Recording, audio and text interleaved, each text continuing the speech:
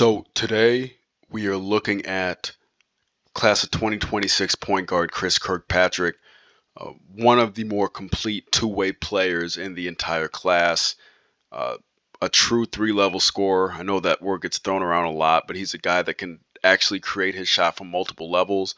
And we're going to look at his 42-point performance from last week's UAA event. Now, over the weekend, he averaged over 25, but the level of efficiency and skill that he showed is really what stands out. So we're going to dive into that. This fundamental U team went undefeated down in Georgia last weekend. So just going to kind of look at what he does on both ends, some of the skill, and just some of the differentiating factors. So here up the inbound. Good job getting up the court quick. Always a quick decision maker. The one thing about Kirk that stands out is how he doesn't really seem to ever get sped up, and he doesn't really seem to be in a hurry at any point. It's a nice little look away to get that in for a layup. And you'll see that not just throughout this video, but anytime you watch him, there's a level of precision with what he does, combined with a level of confidence that is really hard to find. It's a good stunt. Good job being up in the lanes. You're always going to see this type of activity. Where like he is not an on and off defender. Oh, it's knocked down in transition. Again, what makes him such an elite shooter is the way that he can do it off the bounce at a high clip. He doesn't really lose efficiency like generally any level of basketball player does when they're shooting off the dribble. Some college range off the bounce. Team Sims at this point, they started down 13-0 and then they clawed back. Fundamental U did a good job of continuing to try to extend those leads as Team Sims fought back. But I think that was already his, I want to say, third three there. Okay, so a couple things I want to look at here defensively, right? So you see a stagger high ball screen here. Now you see Kirk's guy going up. So generally speaking, any setup like this, now sometimes it'll be with a single screen, but when you see it, especially in this type of setup with that corner guy leaving, it's almost always some type of Spain action, right? And sometimes they'll finish that with a little down screen too to get a shooter out. But here, you already know right now that that back screen's coming. So if I'm Kirk, what I'm looking for defensively is get up into this guy on this lob, right? What we're going to see is he does a good job of correcting it at the end to take away his legs, but you want to be physical. If we go back a little bit, I want you to be physical right now. At like 15 feet, start that wrestling match without having to pick up a foul, right? You want to be physical enough to where he doesn't have that momentum to go spring up to get this lob pass. And you see right here, he just took away his base. Now, still a plus athlete, so he's still going to be able to climb up to try to get a hand on that.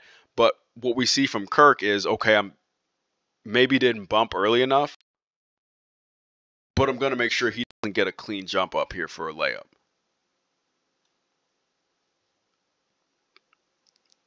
It looks like that one's going to stay here.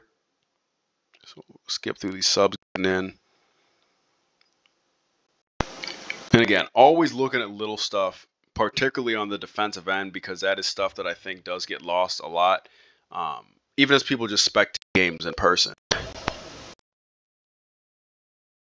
Yep, trust your shot blocker. We got to get a rebound there collectively, come up with one. All right, transition again. What you're going to see right now is they're already sending two at the ball. Why? Because I believe he had probably 10 or 11 points at this point. And just notice that there's not a rush, there's not a hurry, and he's still getting by guys.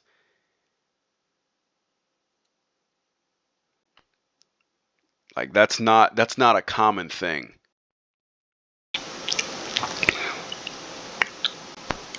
All right, a little quick pin down action. That's with the foul too. It's just easy too. If you watch the way that he scores, we have to pay attention to his off-ball movement. That is critical when looking at if a guy is a complete scorer. Are they efficient not just with the basketball, which is very important? Are they efficient off the basketball? And do they know what they're actually looking to do? So he knows it's a pin down, right?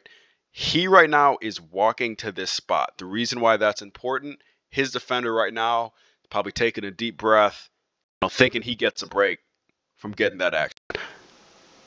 Nope. So much so that he gets enough space to where Adam doesn't really have to even set a screen here. He got that much space just because of how he changed speeds. Now the defender's panicking, and I think that's the third or fourth three already in this quarter. Yeah, his coach is better than me. Because I know that, obviously, I mean, we've already seen one just in this. He'd already hit a couple from beyond the arc. And it's just that quickness, the quick release, the timing, the consistent mechanics, very hard to teach. All right, so let's look at this defense out in space. Another really, really good defender. Just really like the way that he plays. Trey Brose does a lot of stuff on the ball for this team. Kind of the quintessential point guard, but also a traditional kind of Bolingbrook guard in terms of the way that he gets up and pressures a basketball. Oh, yeah, gotta keep your feet active there if you're Adam, who's generally a very solid interior defender. I think he's playing him more on the inside drive here, so he's taking away his strong hand. But a little bit too much of an angle given baseline side on that. All right, so now it's 22-9 at this point. They're getting to another action here. Okay, stagger away. Hand up. Everyone knows that you're ghosting that. Oh, nice pickup. That's a really good take.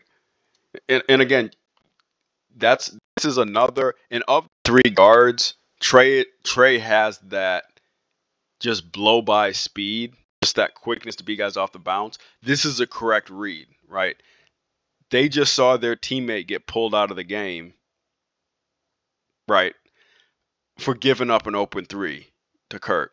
So while he's still on the ball and there's actually no screen set, he's shading a little bit, and you're seeing a little bit of a hesitation. And he actually flipped his hips as a result. Normally, though, this is the Team Sims defender here that's guarding Kirk. That's his job to help. Again, that's the benefit of floor spacing. They can't help for real. And then that's just a great low pickup there from Trey to go get downhill for that. It's another really solid guard for them. I think he's another one that's going to be a scholarship guy. Already has a couple Division I offers. Just really tough all-around kid. I'll see this defense. Look at the way he moves his feet. Like in a stance, competitive. I think he maybe got him a little bit on hand there. I didn't see much. But again, your job as a guard, particularly one that's guarding the other team's primary ball handler, I'm trying to make you go at my pace. I want to get you out of rhythm. It doesn't matter what I have to do. I want you out of rhythm so you can't get into the sets your coach wants you to get into. So you're not comfortable getting into your pick and rolls. You're not comfortable coming off a screen. Like, we got to be up into a guy. So we cut the guy off initially, turn him, cuts him off again. I'm living with that shot. And then he's got the length at a legit 6'2", 6'3" to go up and contest that. Right, so you got to live with that defensively. They are going to get to the free throw line with it. Got a few more minutes left in this quarter. Got a little pistol action. Again, I don't know why you're going underneath this screen. But look at the release, right? So just standard pistol into a flare. They go underneath. Look at how far. I mean, again, he's got NBA range. Now, if I'm Team Sims, he's already hit enough threes for me to assume that he can make this shot.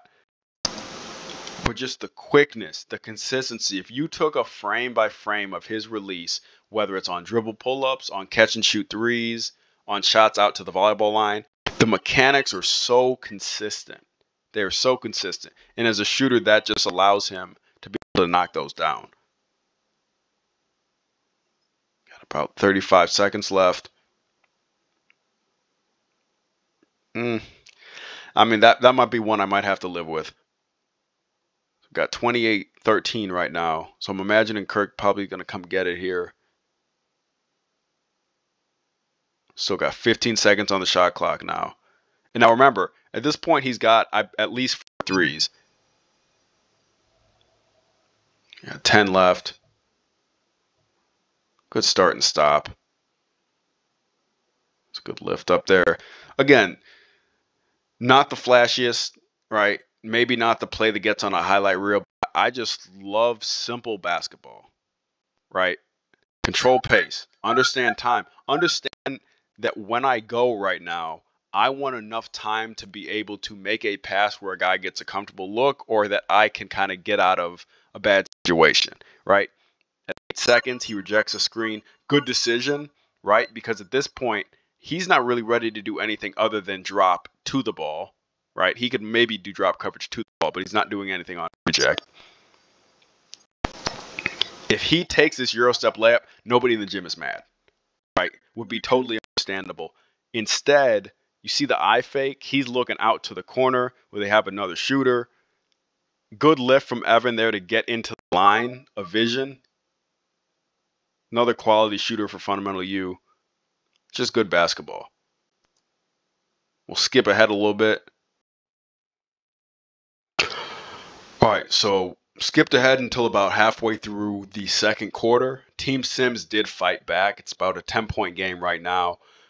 We got Fundamental U taking the ball out of bounds, right? So again, a great time to kind of watch how disciplined a player is to see how they move, how they set things up in sideline out of bounds and baseline out of bounds, particularly because most teams are only running, 2 to 4 plays consistently out of these, especially in AAU, right? So this is just a standard option play for a shooter. He can come off this stagger weak side or he can come ball side off of this pin down. It's a nice tight curl. Good job attacking a big too. Again, it's quick and it's efficient, right? He's not catching it and dancing. He's not catching it, not knowing where to go. And we talk about the setup, right? He's cutting hard here. So much so that he gets his defender to completely flip, face their own bench. Then he loses separation. And any time when you're a player like Kirk that can really shoot the basketball off the bounce, you love to be in space against a big, right? All he do is put an arm out. And then it's just quick downhill, maybe not the most explosive vertically, but he's got a good first step and he is fast laterally. He can really change direction, shift guys very well. Gonna get a quick 3 off there. Oh, gotta get a better box out. So similar to when they threw that lob earlier in the game, how he did a good job of kind of backing up to take away the big's legs. You got to do the same thing in this scenario, right? So he is in a position where you can tell he's kind of looking for a body, but he doesn't make early contact and he doesn't make first contact. So he's probably giving up at least a couple inches, and that's a good athlete going up to get it off the glass. Got to be able to push out a little bit more there, which he typically is pretty on point with, but they get a 3 off of that. So now it's down to 36-27. So now he's going away. Nice little entry here. Ball screen's coming. That's another quick release. Again, that ability to shoot off the bounce is such a special trait to have, especially with so many ball screen continuity offenses, so many teams playing 5 out. Like if you can really shoot the basketball off of the bounce, that is a differentiating factor, particularly in high school. Could have shot this first one, wouldn't have been anything wrong with it, but that's kind of understanding what you're looking for, right? He knows that he has a double ball screen coming here. Safoni's going to get out. Bryce, this is an excellent job just for bigs watching this. When you set a screen, Your job is to make sure that whoever's coming off of that screen is going to be open. And that essentially in turn makes you more open often than not. But here he rolls a little early, and what that does is it forces the big now to have to come out and guard Kirk. He doesn't even get a hand up in time because of how quickly he's getting off the ground to release this. I think at this point that's 5 threes. First half isn't even over with.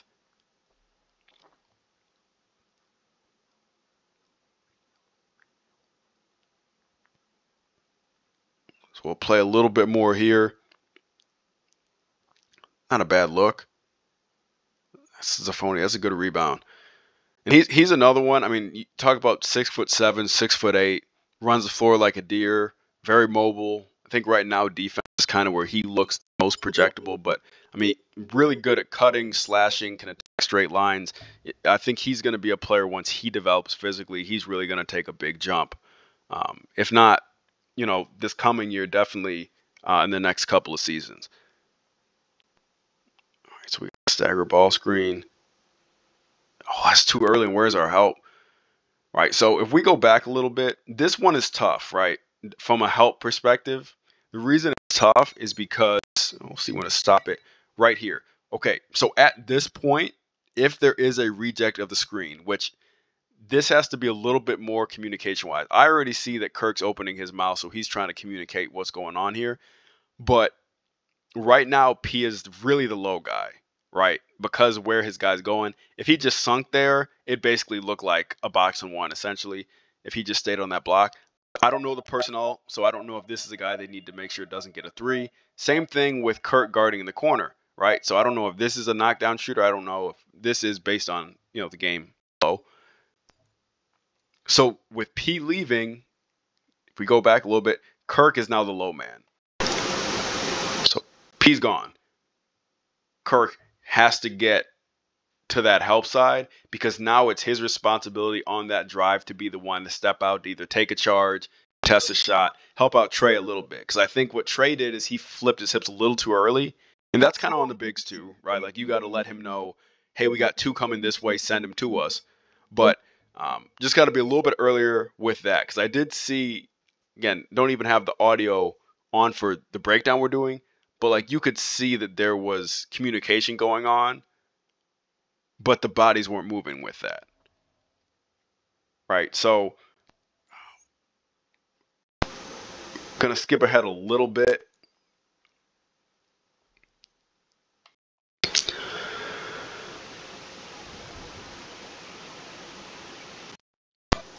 All right, so moved on to the second half now. It got into a 6-point game. So this is 45-51. Fundamentally, U is still up, but definitely got tighter. And that's kind of how this game went.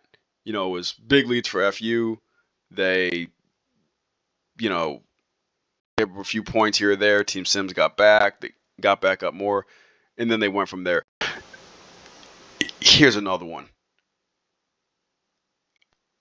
Again, the off the dribble stuff, you see the scoring, but I really, really need us to look at why this is going to translate to the college level. Because, like I mentioned, the shot making, the pick and roll operation, and just the feel for the game are the three things that I look at with Chris Kirkpatrick where I really feel like he's on a different level. And I think they're also traits that are going to play very well in college, right?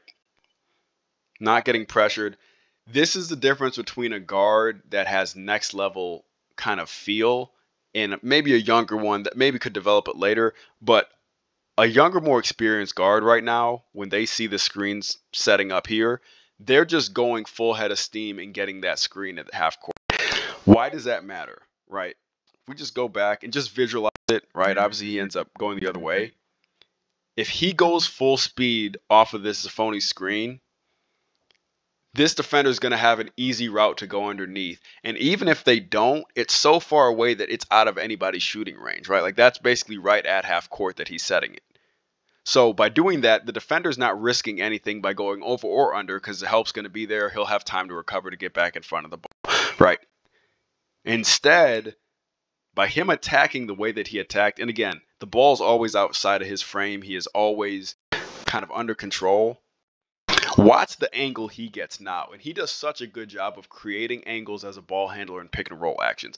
Watch the angle now and watch how difficult it would be for this defender. Because he got him square now, right?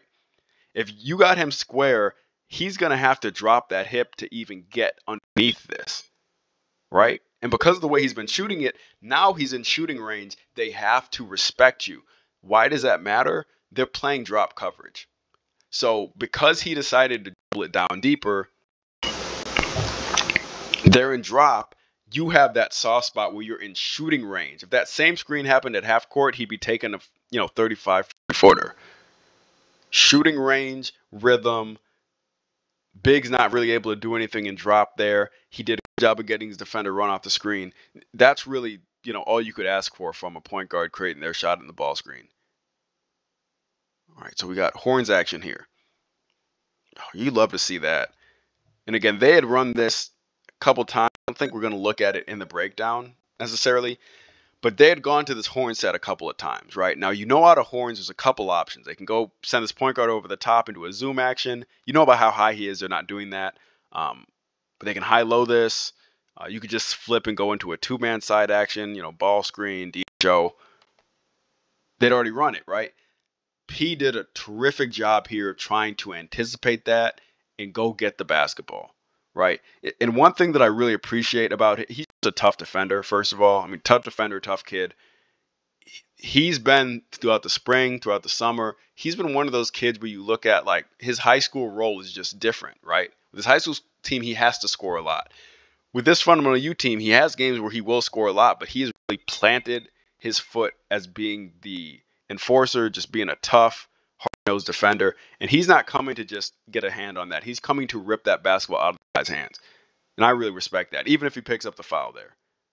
All right, we'll skip ahead past these subs coming in to the next play.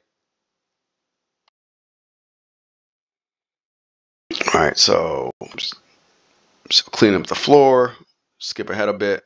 Okay, so they get the ball in. Same thing, right? Only thing that's different here, and again, this might not be intentionally different from Team Sims. If you notice on that last play, they had this guy who's now in the corner was higher on the wing, right? Now, that's not really great spacing, and that's kind of why I think P was able to jump it. But at this spot, I'm thinking, based on where Kirk's at, this is either a high-low or it's a post-ISO, right? It has to be one of the two, because with this guy being that low, he looks already like he's not interested in going over the top. So if they wanted to work a two-man action, they could, but this is not really a great angle to do anything other than kick right away. Okay, it's post-ISO. The reason you know that, he hasn't even looked at that opposite side of the court, and he's not even looking at the guy in the corner. So unless he is a no-look passing big to make that pass, he's looking to get his own shot here. Because Kirk reached there, he made a big man pick the basketball up and have to try to make a move off of pivots from 10 feet over 6'8". It's a good contest. That's a good box out. And again, throughout a game, you'll see the same player do even the same thing differently, right? But what I like to see is throughout a game, you're not getting beat on the same thing twice. So if we go back here, if you recall earlier, this same player, I believe it's the same kid, that got this offensive rebound that led to a three for them in the first half. One thing that I mentioned was it didn't seem like Chris got a good enough hit or an early hit to take away the leaping ability, right? This time, you already see he hit first, and he's also going to jump first, which typically go hand in hand, right? Like if you get into a guy's lower half, they're not going to be able to get off the ground, and then for you to get that foul call, you got to be the first one off the ground. You have to. You absolutely have to. So he's the first one off the ground. Because of that, anything you do from behind him is a foul, and they might actually have the foul on the big in front.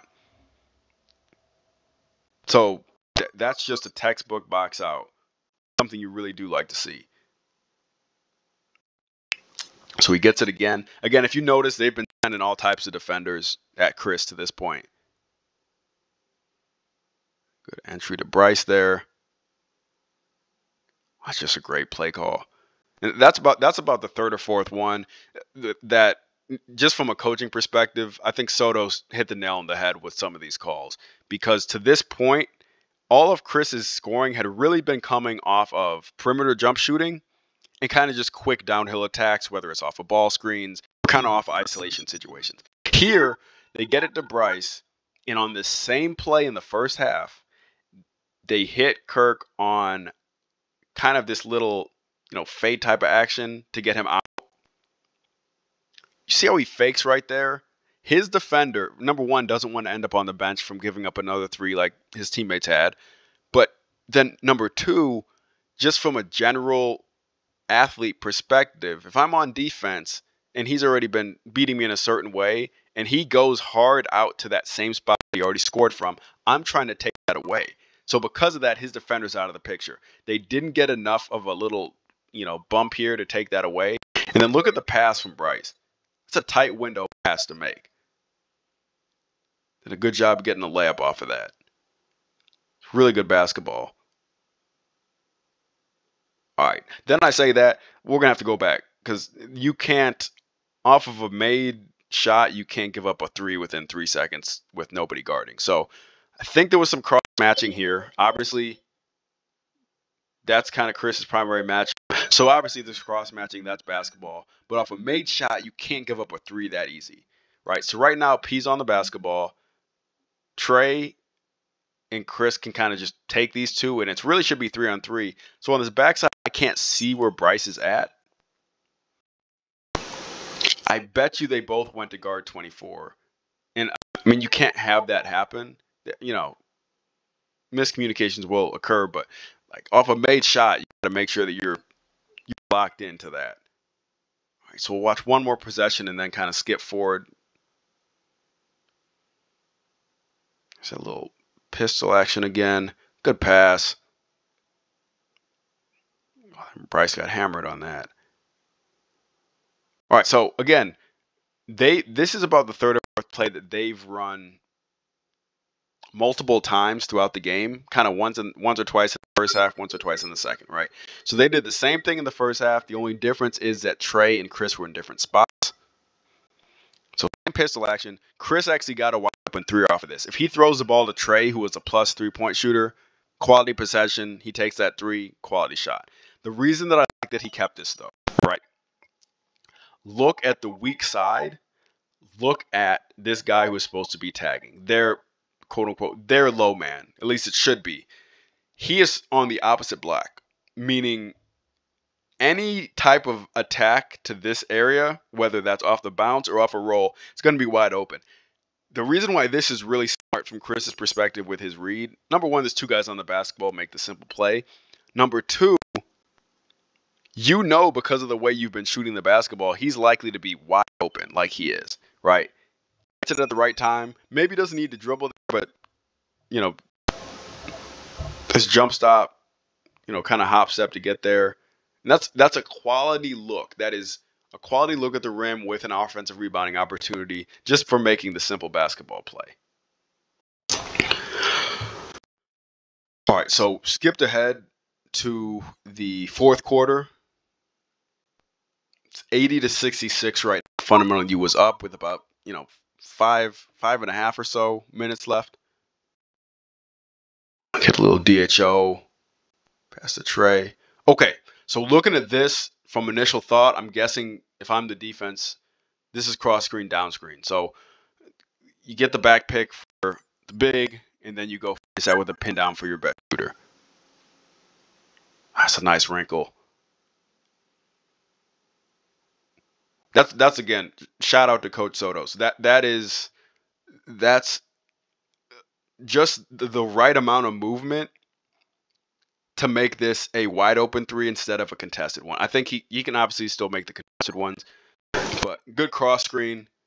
Good job being physical on it too, because making contact on cross screen, down screen actions just blows things up if you can at least hit a body as a screener. But look at this, little twist here from P. He comes hard downhill, and what he also does is, if go back a little bit.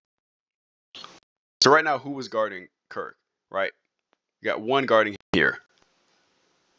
because of that little kind of secondary step up that he had to get P that curl, he is now wide open, and there is a lot of separation here. And Adam's guy now is worried about that curl cut. They don't want to give up a layup. He also disregards. So the guy that should be showing on this is now out of the picture. That's why I said that's quality play call. And again, that's just a really good ability to set your feet quick, be in rhythm, same mechanics, same rhythm every time. Let's see post one-on-one here. And that's good defense. It's really good defense. I guess I'm going to call a foul. I really personally feel like with Adam and Bryce, I think they're at this point, their worst case, floor, so to speak. I don't like to say worst case, but their floor is as D2 kids at this point, because you look at the size, you look at the shooting ability, you look at their ability to contest and move, right? And the fact that I look at both of them like they could easily be at 6'9", but they have touch and they can put it on the ground and they can protect the rim. There's no reason why there wouldn't be Division I programs that are at least keeping them on their radars, because I do feel like they're not done growing yet, and I think there's a lot of promise for both of those guys. So we'll skip ahead past these free throws. This point we have 83 to 66. Looks like they missed both of them. Oh, good take. It's another one. It's simple, right? This is a play they could have put in today. Right. And I don't even know if this was intentional. The best shooter, who is basically being face guarded at this point, clears out, and now you have just a downhill fast guard, head of steam. They're already playing too tight. You can't play a kid that can handle it and can change pace like that hip to hip anyway. But you clear out and you just let him go downhill. Now, if I'm Team Sims, I don't know why we're necessarily hugging on this guy in the corner. You got three guys to be in the help side, but that's neither here nor there. That's a good take to the basket there. Trey. We'll skip past these free throws. Again, no surprise there that he's hitting these.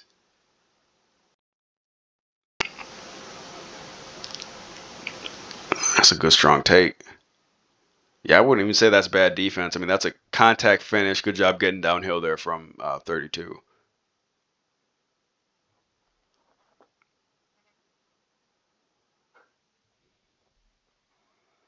All right, so we got a little ghost action, a little isolation. That's tough. That's really tough. Again, I said this at the very beginning. You can say a guy's a three-level scorer. You being able to make a spot-up mid-range jump shot or a spot-up catch-and-shoot three or make an open layup in transition, that doesn't make you a three-level scorer. Can you create and efficiently, emphasis on efficient, can you efficiently get your shot, get a shot from multiple spots on the court from the different levels? Been killing them from three all game, was getting to the rim at a pretty good rate. It's a jab step, just one dribble, and that's actually pretty good defense, right? They ran this earlier, and if you recall, Dre took it and kept it because they kind of didn't hedge at all. They stayed glued. Here they still kind of stayed glued, but the initial ball handler didn't flip his hips. So this is an island, right? It's one jab, now a ball jab in there. Just textbook. And then you look at the lift, you look at the confidence. I think that's just, to me, that's just a great way to end it, honestly. I mean, just end it with the efficiency getting to that spot. Because I think he was like 60, 60, 90 or something ridiculous from a line perspective. But, just from a final thoughts perspective, if I'm a Big Ten school, if I'm an ACC school, I know it's still early, and I know from a physical standpoint, he'll continue to get stronger, a little bit more explosive. But from a skill, feel, he's got the positional size, and just from a shot making, just a pure shot making perspective, he is on a different level than a lot of kids in the region. So, if I'm one of those schools, especially the high academic ones, this is really a no-brainer to me, right? And even if it's just a matter of you keeping tabs, this is a shot creator that plays with pace, that controls tempo, that can make plays for other guys, and I really want to emphasize this, is a competitor to the core, right? Like, I don't see games, I don't see even possessions in a game where I don't feel like he's giving me what he can on the defensive end, that I don't feel like he's at least giving effort to go get rebounds, that he's giving effort to go get loose balls. When you get that combination together, those are the kids that I consider can't miss. When I say can't miss, I don't mean they're guaranteed to be a superstar, they're going to be an All-American, they're going to be no, I mean that you're getting a high quality basketball player who is not going to be a liability in any area for you. So that's what I see when I see Chris Kirkpatrick. And hopefully this will come out kind of midweek before the live events get kicked off again, kind of for this last one of July for AAU, in general. But there's so many things to like about Kirk's game, and I'm really hoping that there are more programs that see that, because I think this is just the tip of the iceberg right now.